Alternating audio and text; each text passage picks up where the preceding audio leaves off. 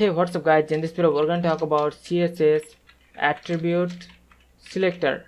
So in CSS we can use the attribute selector and we can select one specified element and we can style that element using the CSS. Like an example, to select the list item with the title attribute, so we have to write list item and then we have to use the square bracket, and inside that we have to specify the attribute. So this CSS rule will select all the list item which has the title attribute, and then we can style that using CSS. So you can see all the list item with the title attribute has the background color yellow. Similar way also we can specify the value. So if we wanted to select all the list item with the title attribute and which has the value as item, so here this CSS rule will select all the list item which has the title attribute with the value item. So here it is selecting item 4 because it has the title attribute with the value as item. And also we can use the tilde sign and we can select all the list item which has the title attribute and the title attribute contains the word item.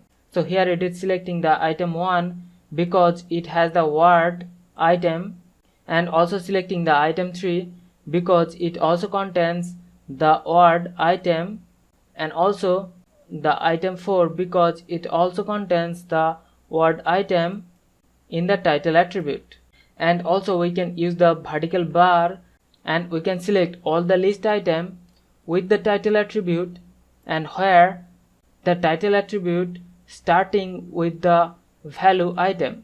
So here it has selected item 4 because the item 4 has the title attribute and the value of the title attribute started with the value item.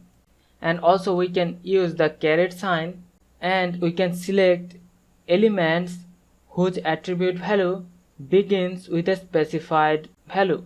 So here it will select all the list item with the title attribute and the title attribute started with the value item. So here it is selecting item 1 because it started with the value item, and also selecting item 4 because it is also starting with the value item.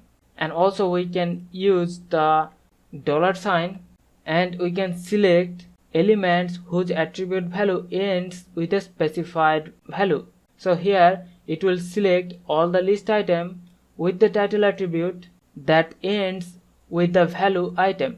So here it is selecting the item 3 because here the title attribute ends with the value item, and also the item 4 because it is also ending with the value item.